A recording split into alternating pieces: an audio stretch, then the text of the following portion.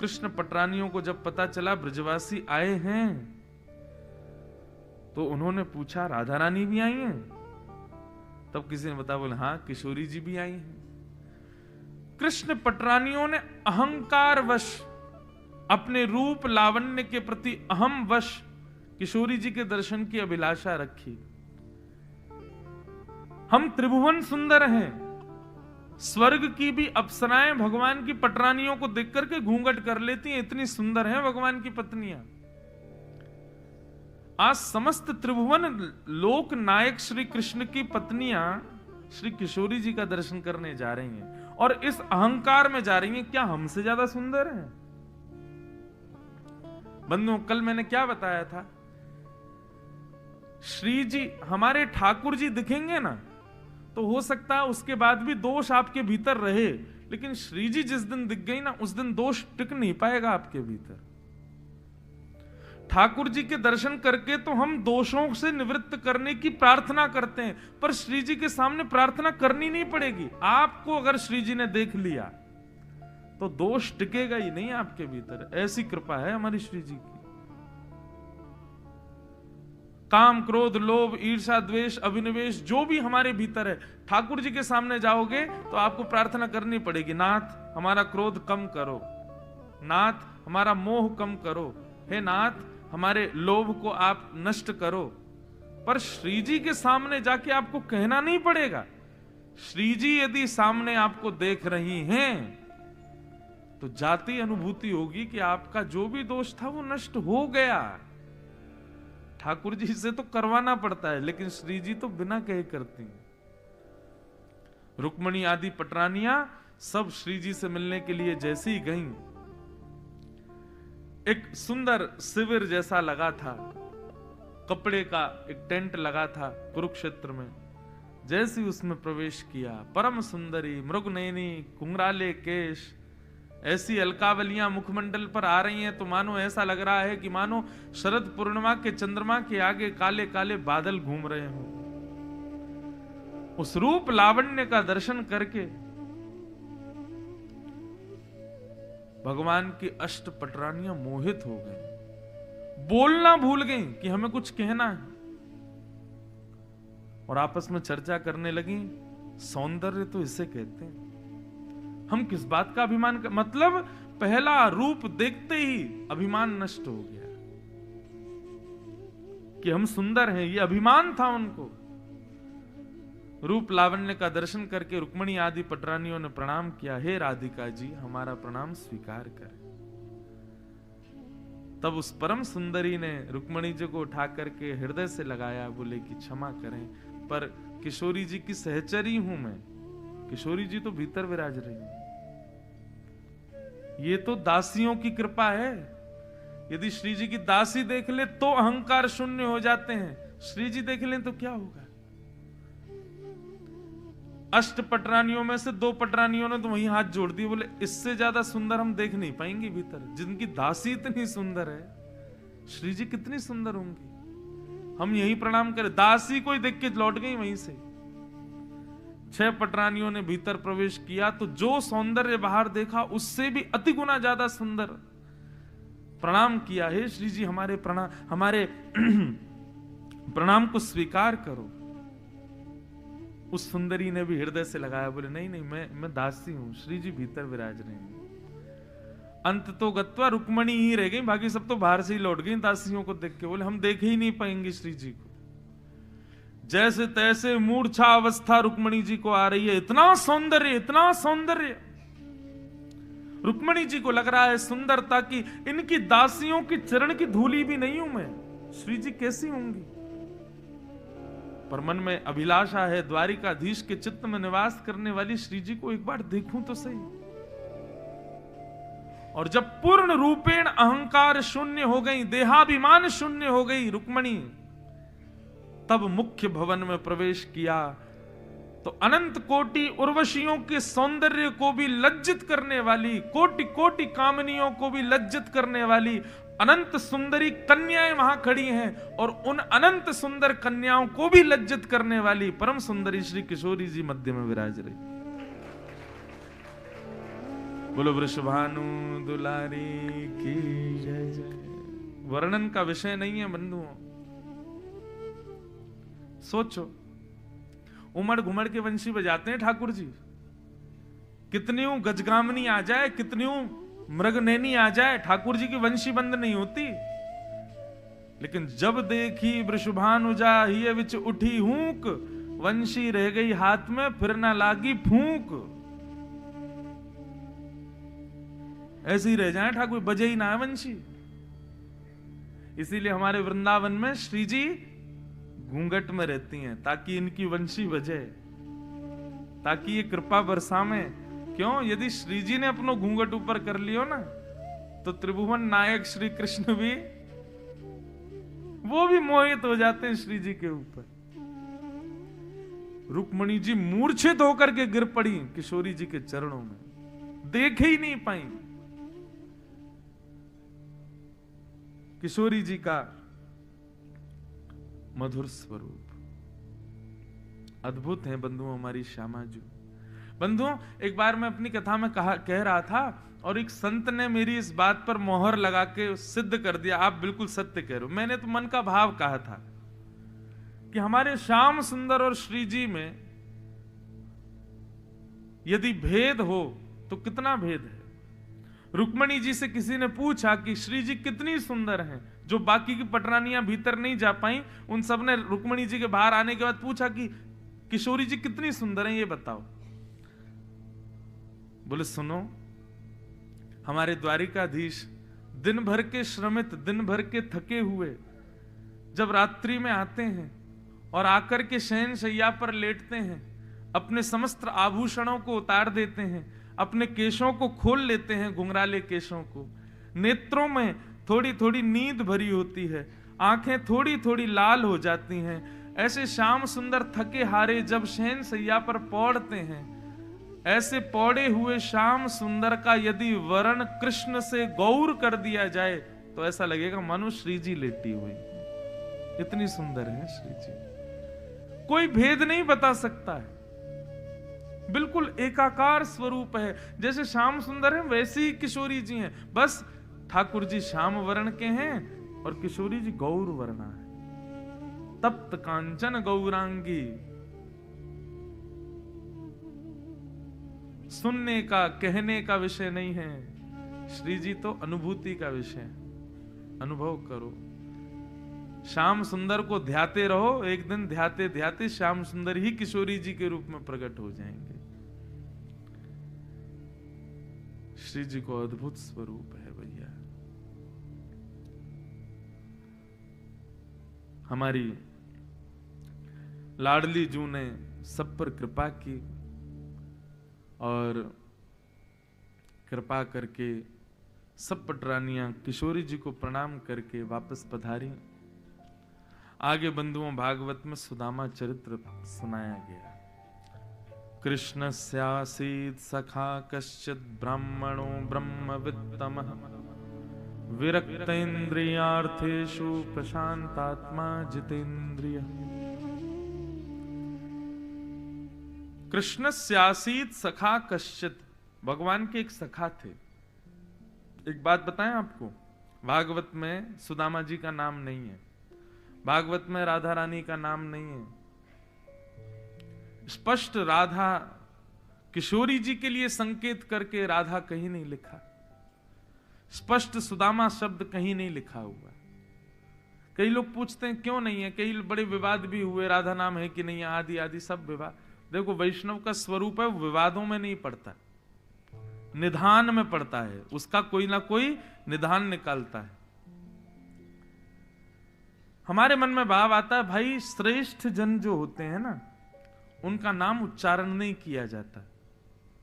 शास्त्रों में आज्ञा की गई है गुरु का, पत्नी का, पति का, प्रेमी का, अपना स्पष्ट नाम उच्चारण नहीं करना चाहिए, आयु घटती है। इसीलिए हमारे यहां नियम है, माताएं बहनें पति का नाम नहीं लेती, और पति को भी माँ का, अपनी पत्नी का नाम नहीं लेना चाहिए। इसलिए कोई ना कोई संबोधन करके ही बोलते हैं। बच्चों की माँ का नाम ऐसे करके बोलेंगे, मीनू की माँ, इंद्रेश की माँ। और माँ जो है मतलब पत्नी जो है वो पति को कुछ भी कह के बुलाती है, ए जी ओ जी, जो भी, सुनो जी। अब आप लोगों को ज्यादा अनुभव होगा कैसे बुलाती हैं, आप ही लोग बुलाती हो। तो स्पष्ट नाम उच्चारण का विधान, लेकिन इसको लागू कर देते हैं माताओं के ऊपर, पर ये भाइयों के लिए भी है। माताओं का अपनी पत्नी का नाम नहीं बोलना चाहिए। हम जिससे बहुत स्नेह करते हैं उसका नाम उच्चारण स्पष्ट नहीं करना चाहिए। अपने गुरुजनों का स्पष्ट नाम उच्चारण नहीं करने चाहिए। एक संतान घर में है, उस अकेली संतान का नाम उच्चारण नहीं करना चाहिए। इसके शास्त्रों में कई भाव बताए गए। तो हमारे मन में यही भाव आया कि श्री वेदव्यास जी महाराज श्रेष्ठ मानते हैं, सुखदेव जी श्रेष्ठ मानते हैं सुदामा और श्री किशोरी जी को। भैया ये वो स्थिति के हैं कि इनका नाम हम लिख नहीं सकते, उच्चारण कर नहीं सकते, इसलिए भागवत में श्री जी और सुदामा जी का स्पष्ट नाम उच्चारण नहीं है। अति सम्मान जिसका होता है उसका नाम उच्चारण नहीं होता। तो सुदामा जी को केवल संकेत किया कि एक भगवान का सखा था, ब्राह्मण था, विरक्त था, प्रशांत था, बस गुणी गुण बताए, नाम नहीं लिखा। तो वैष्णव संत जनों ने विचार करके कह दिया कि भैया भगवान के सखा का नाम सुदामा। सुदामा जी, उनके अंदर 3 गुण हैं। पहला विरक्तिंद्रिय, दूसरा प्रशांतात्मा, तीसरा जितेंद्रिय। ये 3 गुण जिसमें ठाकुर जी का वो सखा, जिसके हृदय में भी ठाकुर जी के प्रति मैत्री भाव है, जिसके भी हृदय में ठाकुर जी के प्रति सखा का भाव है, वो इन 3 चीजों का ध्यान रखे। पहली बात विरक्तिंद्रिय, इंद्रियों से विरक्त हो जाओ। विरक्तिंद्रिय का मतलब क्या है? मेरे हिसाब से विरक्तिंद्रिय का तात्पर्य कानों को वही बात सुनानी है जो कृष्ण संबंधी हो, आंखों को वही दिखाना है जो कृष्ण संबंधी हो, नासिका से वही सुगंधी लेनी है जो कृष्ण संबंधी हो, जिह्वा से वही स्वाद लेना है जो कृष्ण प्रसाद हो। समझ में आई बात? हम प्रत्येक इंद्रिय से सांसारिक वस्तु ग्रहण करते हैं, परंतु स्थिति ऐसी हो जाए कि जो कृष्ण संबंध ना होगा जिस वस्तु का, वो हम स्वीकार नहीं कर सकते। समझ में आई बात? यदि कोई कितनी भी अच्छी बातें कर रहा हो लेकिन उसमें कृष्ण संबंधी चर्चा नहीं है, चले जाओ। कोई कितना भी महंगा इत्र परफ्यूम ले आए, लेकिन भगवत चरण सेवा उससे नहीं हो सकती हो, उसको स्वीकार मत करो नासिका से। कितना भी सुंदर दृश्य हो, लेकिन ठाकुर जी युक्त ना हो, उसको मत देखो। हनुमान जी महाराज जब लंका गए ना, तो लंका देख करके बोले, वाह कितनी सुंदर है, बड़ी प्यारी है, पर राम जी से युक्त नहीं है। जला दी, नष्ट कर दी पूरी। और पूरी लंका में केवल एक जगह बची जहां पर राम अंकित था, श्री विभीषण जी का घर। उसके अलावा कुछ छोड़ा ही नहीं। क्यों? बोले जो राम जी के नाम से अंकित नहीं, भाव से अंकित नहीं, कितनी भी सुंदर हो, व्यर्थ है, राख के समान है। इसका मतलब यह नहीं कि आप भी कुछ जला दो कि भाई इसे ठाकुर जी संबंध नहीं है, हनुमान जी ने जलाई लंका, हम भी जला दें इसको। कहने का अभिप्राय, आंखें मूंद लो, जो भगवत संबंधी ना हो उसको क्या देखना। हर वस्तु वो ग्रहण करो जो प्रसाद हो। आपको पता है हमारे वृंदावन बिहारी लाल क्या पहनते हैं? बिहारी जी का दर्शन सबने किया है। बिहारी जी को देखो, हमारे राधारमण जी को देखो, राधा वल्लभ जी को देखो, इनका श्रृंगार देख के कभी आपको यूं नहीं लगता कि ये तो हैं तो पुरुष, ये श्रृंगार करते हैं पूरा जो है माताओं वाला? क्यों? ऐसे पहनेंगे पूरी घाघर, उसके ऊपर फिर सिर पे गले में माला और पूरी ऐसी छोटी वोटी पूरी गूंथ गाथ के ठाकुर जी रहते हैं। क्यों? वृंदावन बड़ा रहस्यमय है बंधुओं। हमारे वृंदावन बिहारी लाल जी का जो श्रृंगार है ना, वो श्री जी का श्रृंगार धारण करते हैं। पहले श्री जी को पहनाया जाता है, जब श्री जी की वो प्रसादी हो जाती है तब बिहारी जी उसको पहनते हैं। नीचे पूरा घाघरा सा पहनेंगे, ऊपर बिल्कुल श्री जी जैसे वस्त्र धारण करेंगे, केवल अक्षय तृतीया के दिन पजामा पहनते हैं हमारे बिहारी जी, नहीं तो बाकी दिन तो उसी में श्री जी की तरह ही घूमते हैं। बिल्कुल श्री जी की प्रसादी जब हो जाती है तब उसको धारण करते हैं अपने ऊपर। बड़े बड़े भाव हैं भैया वृंदावन के, एक एक भाव का पुष्टिकरण यदि करने लग जाए तो पूरा समय वृंदावन रस में ही निकल जाए। ठाकुर जी भी श्री जी की प्रसादी बना करके पोशाक पहनते हैं, पर हम लोग हर उस वस्तु को स्वीकार कर लेते हैं जो ठाकुर जी से संबंधी ना हो। परंतु ठाकुर जी का सखा यदि बनना है तो ये एक नियम बना लीजिए, जो वस्तु ठाकुर जी को प्रदान न की गई हो उसको हम स्वीकार नहीं करेंगे, चाहे वो जीभ की हो, चाहे आंखों की हो, चाहे नाक की हो, चाहे कान की हो, चाहे वस्त्रों के भाव से हो, कुछ भी स्वीकार करो, पहले भगवत संबंधी उसको बनाओ तभी स्वीकार करो। विरक्त इंद्रिय दूसरा गुण है सुदामा जी का, प्रशांत आत्मा। शांत नहीं, प्रशांत। ठाकुर जी को अत्यंत शांत रहने वाला प्रिय लगता है। आप देखो पंडरीनाथ भगवान शांत रहते हैं, बिहारी जी शांत रहते हैं, राधा रमन जी शांत रहते हैं, राधा वल्लभ जी शांति रहते हैं, कुछ बोलते करते नहीं। आप सबके घर में लड्डू गोपाल हैं, कैसे रहते हैं? शांति रहते हैं बेचारे। दाल में नमक ज्यादा डाल दो कुछ नहीं बोलेंगे, रोटी जला दो कुछ नहीं बोलेंगे, सब्जी में मिर्च कर दो ज्यादा कुछ नहीं बोलेंगे, चुपचाप खा लेंगे। ऐसा ही स्वभाव जब अर्चक का हो जाएगा, शांत, चाहे कैसी भी स्थिति जीवन में आ जाए, कभी मुख से एक शब्द ना बोले, प्रशांत हो जाए, तब ठाकुर जी की प्रतिमा बोलने लगती है। लेकिन ठाकुर जी शांत क्यों रहते हैं? क्योंकि हम बोलने देते नहीं, हम अपनी बातें खत्म करते नहीं। हम इतना बोलते हैं, एक एक स्थिति को ठाकुर जी के सामने कह देते हैं, ऐसा क्यों कर दिया, ये दुख क्यों, ये सुख क्यों, हर वस्तु को बोलना नहीं। ठाकुर जी की तरह आप भी प्रशांत हो जाओ। बस जब बोलो सो हरि कथा, जब कहो सब हरि चर्चा, प्रशांत। तो पहला लक्षण विरक्त इंद्रिय, दूसरा लक्षण प्रशांत आत्मा, तीसरा लक्षण जितेंद्रिय, अपनी इंद्रियों को जीतो। इंद्रिय कोई इच्छा प्रकट करे बंधुओं, अभी जीव की इच्छा हो रही रसगुल्ला खाना है और आपने तुरंत फोन करके और ऑर्डर कर दिया रसगुल्ला, तो निश्चित मानो आपकी जीभ बहुत बिगड़ जाएगी। आपकी जीभ ने इच्छा प्रकट की रसगुल्ला खिलाओ, लेकिन आपने घर में ही रखे गुड़ को खा लिया, तो जीभ को ये इंडिकेशन मिल जाएगा ये मेरे वश में नहीं है। मैं कह रहा था इसको रसगुल्ला खिलाओ, ये गुड़ खिला रहा है। मैं कह रहा था इसको आलू की सब्जी खिलाओ, ये करेला खिला रहा है। इंद्रिय जो मांगे उसको विपरीत वस्तु प्रदान करो, उससे क्या होगा, मन को ये बात पता चल जाएगा कि ये मेरे वश में नहीं है, मैं इसके वश में हूं। क्यों? मैं जैसा कहता हूं ये करता ही नहीं है। इसको कहते हैं इंद्रिय दमन, इंद्रियों को दबाओ। इंद्रिय जो इच्छा प्रकट करे उसके विपरीत वस्तु उसको दो, उससे क्या होगा, धीरे धीरे इंद्रिय निग्रह हो जाएगा, धीरे धीरे इंद्रियों की इच्छाएं समाप्त हो जाएंगी। ये सुदामा जी के लक्षण है बंधु, और सुदामा जी के लक्षण मतलब भगवान के सखा के लक्षण।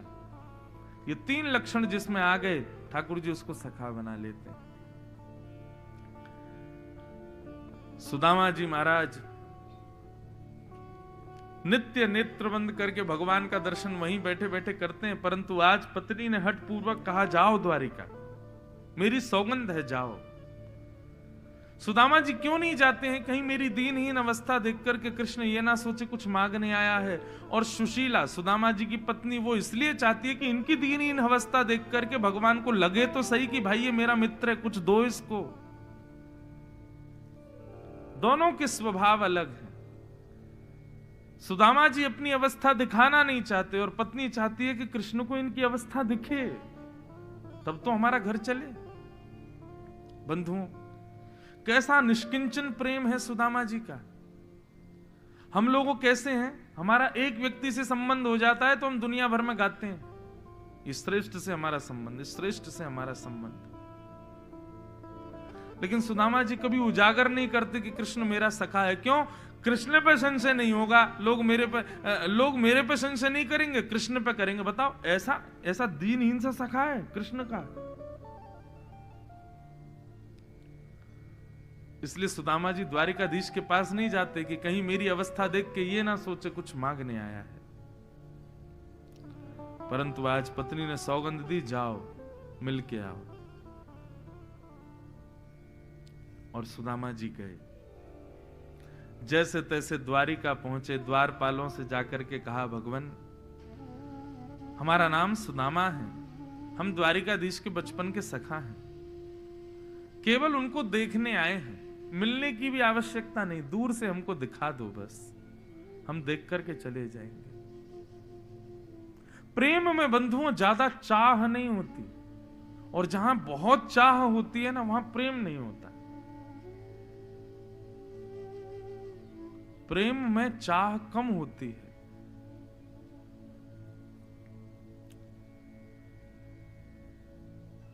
सुदामा जी को ज्यादा चाह नहीं कि कृष्ण मुझे मिले, मुझे बैठाए, सबको दिखाए कि देखो मेरा सखा।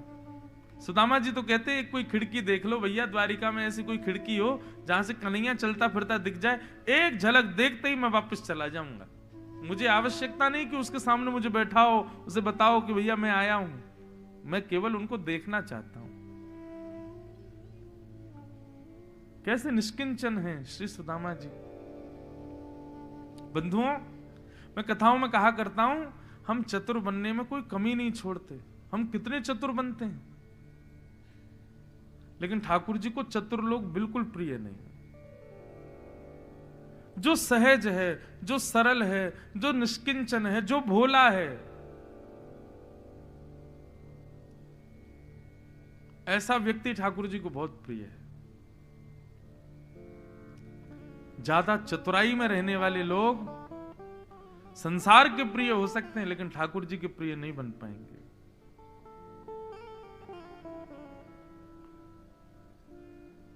द्वारपालों ने जाकर के जैसे ही भगवान को बताया कि द्वार पर एक दीनहीन सा ब्राह्मण आया है, आपको अपना बचपन का सखा बता रहा है, उसने अपना नाम सुदामा बताया है।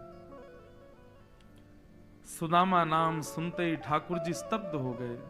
बोले तुम उनको द्वार पे ही छोड़ा है, लेके नहीं आए? मेरे मित्र सखा सुदामा आए हैं। बोले हाँ नाथ, हमने सोचा आप प्रसाद पा रहे हैं इसलिए हम उनको भीतर नहीं लाए। द्वारिकाधीश प्रसाद छोड़ करके भागे। बड़े बड़े राजा द्वार पर खड़े हैं, सबको छोड़ करके भागे। सबको तिरस्कार करते हुए, सबको त्यागते हुए द्वारिकाधीश दौड़े। मुख्य द्वार पर खड़े हुए सुदामा जी को जाकर के अपने अंक में भर लिया। और द्वारिकाधीश सुदामा जैसे भावों से युक्त वैष्णव जब आता है, ठाकुर जी फिर विचार नहीं करते। मैंने कल भी कहा बंधुओं, ठाकुर जी अपने नियम कायदे दायरे सब तोड़ देते हैं। प्रेम तो हो, प्रेम तो दिखाए कोई, सब तोड़ने को तैयार। वो बैठे ही इसीलिए नियमों में कि तोड़ के दिखाओ, तोड़वा के दिखाओ हमारे नियम। हमें तो 2-4 बार अनुभव हुआ, ठाकुर जी खूब अपने लाल जी के तो हम खूब तोड़वाते हैं, लेकिन अपने लाल जी के तोड़वाने से क्या फायदा, अपने ही घर के हैं। कोई बाहर के हमारे लिए तोड़ा तो हम जाने। एक मुझे कई सारे हैं, लेकिन एक आध स्मृति में हैं। द्वारिका की बात है, श्री द्वारिकाधीश के सन्मुख में 3-4 बार पद सेवा कर चुका हूं। सन्मुख बैठ के पूरे साजवाज के संग खूब पद सुनाए द्वारिकाधीश को। तो एक बार रात्रि में हम सब बैठे थे, द्वारिकाधीश को पद सुना रहे थे, तो मुझे पुजारी जी ने बताया आप 2-3 पद गाएंगे, उसके बाद पर्दा आ जाएगा। 15-20 करीब 40 मिनट में ठाकुर जी का श्रृंगार बढ़ाया जाएगा, शयन का श्रृंगार धारण कराया जाएगा, और फिर 1-2 पद और सुनाइएगा, फिर पद की सेवा विश्राम। मैंने कहा ठीक है। अब जैसे ही वहां पद गाने प्रारंभ हुए महाराज, गाते गाते हम भी इतने आनंद में, पुजारी जी भी, पूरा परिवार इतने आनंद में कि ठाकुर जी के शयन का ही समय हो गया और ठाकुर जी पूर्ण श्रृंगार में ही बैठे थे। 2-3 पद होने के बाद मैंने कहा हाँ भैया अब मैं थोड़ी देर इंतजार करूं, आप श्रृंगार बढ़ाओ। समय देखा, बोले अरे ठाकुर जी के तो शयन का समय हो गया, अब श्रृंगार बढ़ाएंगे तब तक तो 11 बज जाएंगे। तो बोले कि कितने वर्षों में, कितने वर्ष बाद श्री द्वारिकाधीश जी की पूर्ण श्रृंगार में शयन आरती हुई। जहां द्वारिकाधीश सारा श्रृंगार बढ़ा करके सेवा में शयन में जाते हैं, उस दिन पूर्ण श्रृंगार में ठाकुर जी शयन में गए तो एक नियम टूटा। तो मन में बड़ा विचलित हो रहा था मैंने कि बताओ मेरी वजह से आज ठाकुर जी श्रृंगार में सोएंगे, रात भर उनको कष्ट होगा। पर तभी मन समझाया अपने आप को। मैंने कहा पुजारी जी, बाकी दिन आप श्रृंगार बढ़ा देते हैं, तब ठाकुर जी को शयन कराते हैं, तो मतलब रोज ठाकुर जी शयन करते हैं, परंतु आज ब्रजवासी ने आके वाणी की सेवा करी और ठाकुर जी पूर्ण श्रृंगार में शयन करने जा रहे हैं, तो इसका मतलब आज शयन में नहीं जा रहे हैं। ये पूर्ण श्रृंगार करके आज किशोरी जी और समस्त गोपांगनाओं के साथ रास बिहार में जा रहे हैं, इसीलिए पूर्ण श्रृंगार में शयन हो रहा है। ये मुकुट आदि धारण करके शयन में नहीं जा रहे, ये तो आज रास में जा रहे हैं। आप भले ही कपाट बंद करो तो द्वारिकाधीश आज रुकेंगे ही नहीं। अब तो ब्रजवासी ने आगे 2-4 पद ऐसे सुना दिए, अब ये टिके ही नहीं पाएंगे। इसलिए आज ना तो आपको याद रहा ना मुझे याद रहा, सब भूल गए समय, और ठाकुर जी का श्रृंगार नहीं बढ़ा। अब ये जरूर रास बिहार में जाने वाले हैं, उसी की तैयारी में हैं, इसीलिए श्रृंगार में शयन कर रहे हैं। तो कितनी बार ये नियम टूटते हैं। ठाकुर जी कब तोड़ते हैं नियम? जब कोई प्रेमी अपना प्रेम प्रस्तुत करे,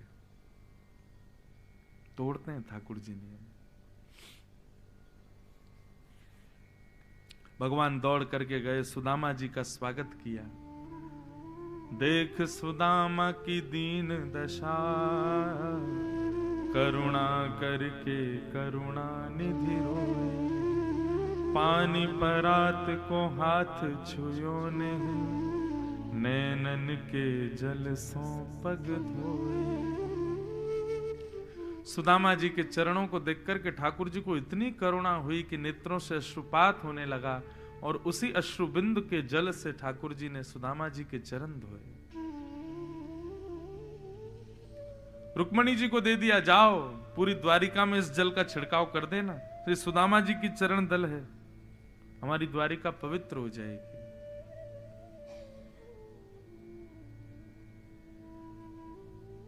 बंधुओं, कोई व्यक्ति आइडल ढूंढ रहा हो ना, इन्हीं को बनाओ। इन जैसे गुण, इन जैसा स्वभाव, इन जैसे विचारधारा किसी की नहीं हो सकती। हम संसार के लोगों को क्या आइडल मानते हैं अपना? कभी श्री कृष्ण के संपूर्ण भाव को देखो, उनका स्वभाव, उनका गुण, उनका प्रभाव, हर वस्तु उठा के देख लो, हर स्थिति में वो पूर्ण आइडल बनने योग्य है। एक हम यदि ठाकुर जी के गुणों को देख करके वो गुण अपने अंदर लाना प्रारंभ कर देना। मैं एक जगह जगन्नाथपुरी में कह रहा था कथा में कि भाई हम लोगों का स्वभाव कैसा है, हमें जो प्रिय नहीं लगता ऐसा कोई व्यवहार करे तो हम उससे बातचीत करना बंद कर देते हैं, उससे मिलना बंद कर देते हैं, उससे राम नाम शाम शाम भी बंद कर देते हैं। लेकिन हम सारी वो काम करते हैं जो ठाकुर जी को प्रिय नहीं है, फिर भी अपना मंदिर खोल के बैठे रहते हैं, कभी रोकते नहीं, कभी आने से हमको कभी मना करते नहीं। कभी ऐसा नहीं होता कि हम मंदिर जा रहे हो और कोई ऐसी घटना हो जाए हम जा ही ना पाए, फिर भी द्वार खोल के बैठे रहते हैं। कितने दयालु, कितने करुणामय। हम कामी, क्रोधी, लोभी, मोही, द्वेष, ईर्षा सब कुछ हमारे भीतर है। हम मंदिर भी जाते हैं तो बाहर 4 लोगों का दिल दुखा के ही आए हैं, ठाकुर जी को वो प्रिय नहीं, फिर भी ठाकुर जी हमसे मिलने के लिए बैठे रहते हैं, कभी अपने द्वार बंद नहीं करते। कैसा स्वभाव है ठाकुर जी का। और हम लोग बिल्कुल विपरीत। एक काम अनुचित हो जाए हमारे हृदय के, बस सारे रिश्ते नाते तोड़ देते हैं।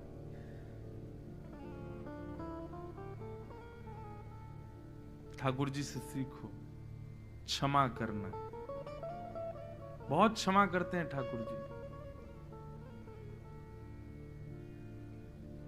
जो लोग प्रायश्चित करते हैं ना अपने पापों का, प्रायश्चित में क्या करते हैं? पत्र, पुष्प, फल यही चढ़ा देते हैं। बताओ, उससे ठाकुर जी राजी भी हो जाते हैं। यहां किसी को मनाना हो तो हम गाड़ी गिफ्ट कर रहे हैं, उसको ना जाने कितने महंगी वस्तुएं गिफ्ट कर रहे हैं, तब भी वो मानता नहीं है। और यहाँ ठाकुर जी को हार पहना दो, माला पहना दो, इससे ही खुश हो गए, चल ठीक है, तेरे सारे दोष खत्म, हम तुझसे प्रसन्न हैं, राजी। कितने सरल हैं ठाकुर जी।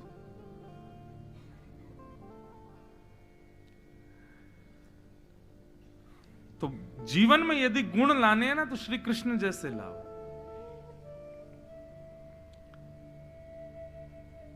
सुदामा जी ऊपर सिंहासन पर बैठे हैं और नीचे आसन पर श्री कृष्ण बैठे हैं और चर्चा कर रहे हैं दोनों। अपने बाल्यकाल का स्मरण करने लगे। सुदामा जी ने, ठाकुर जी ने सुदामा जी से पूछा, सुदामा जी ब्याह हो गया आपका? बोले हाँ हो गया। बाल बच्चे? बोले वो भी हो गए। ठाकुर जी बोले हमको तो नहीं बुलाया आपने। बोले अब लाला, हमारे ब्याह में दुल्हा दुल्हन के पावे के लाए तो प्रसाद बचो ना, बराती ने कैसे पवाते। और लाला तू अकेलो तो आतो ना, द्वारिका की कितनी सेना तेरे संग आती, हम तो वही में ही लुट जाते, या हमारे हमने तो को नहीं बुलाया। लाला हमारी छोड़, तू बताते ना ब्याह कर लियो।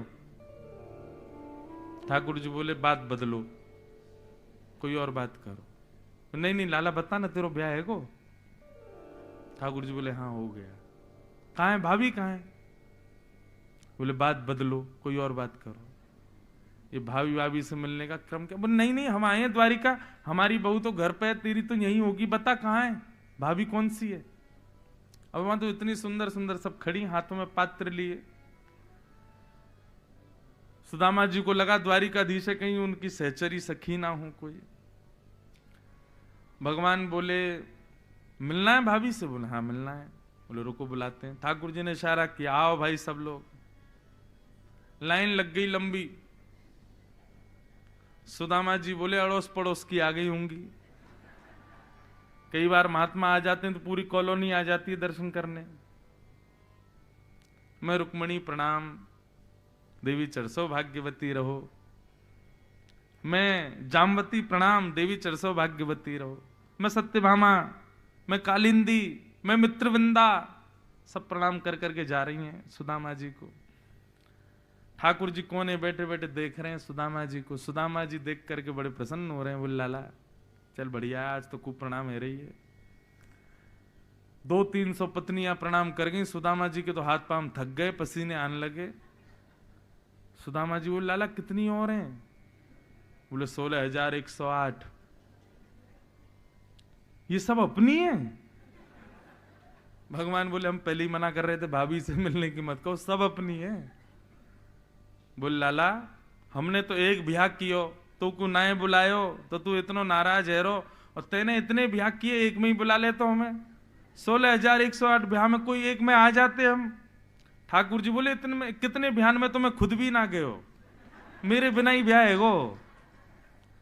कितने ब्याह में तो दूल्हो भी ना हो। सुदामा जी बोले लाला भैया पत्रो दुबरो सो मेरो शरीर है, मेरी हड्डी ने गिन ले गो भैया, इतना कमजोर आदमी हूं मैं 200-300 में ही थक गऊ।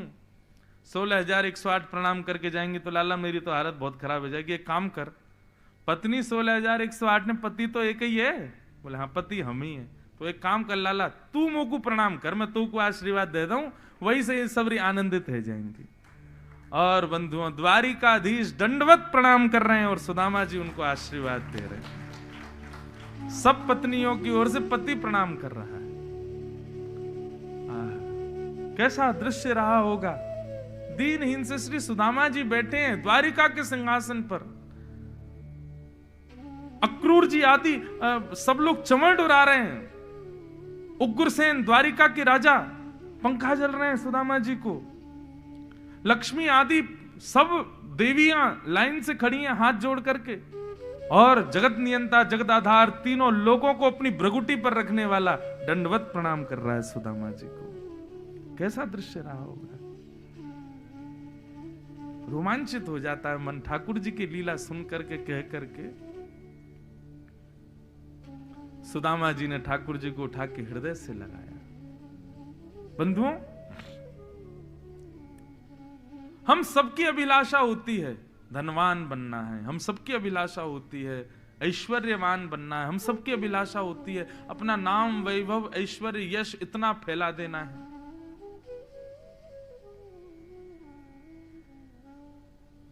सुदामा जी जैसी हमारी भक्ति हो, भक्तिवान हम बने, ऐसी अभिलाषा किसी की नहीं होती। जिससे ठाकुर जी रीझें, ऐसी अभिलाषा किसी की नहीं होती। ऐसी गाड़ी लाऊंगा पूरी कॉलोनी देखे, ऐसा घर बनाऊंगा सारे रिश्तेदार वाह करें, ऐसी पत्नी लाऊंगा सब रिश्तेदार कहें भैया कौन से नक्षत्रों में कुंडली बनवाई थी, इतनी बढ़िया पत्नी। ऐसे स्कूल में बालकों को पढ़ाऊंगा, सबके बालक कहें कि भैया हमको भी इनके जैसा बनना है। पर कभी ये भाव क्यों नहीं आता कि हम ऐसी भक्ति करें कि कभी सुदामा, सूरदास, मीराबाई आदि ये सब भी प्रसन्न हो जाएं, वाह तेरी भक्ति बहुत जोर की भैया। हमारे अंदर ऐसी भावना ही नहीं आती। हम केवल संसार को रिझाने, मनाने और उन्हीं को लुभाने में लगे हैं।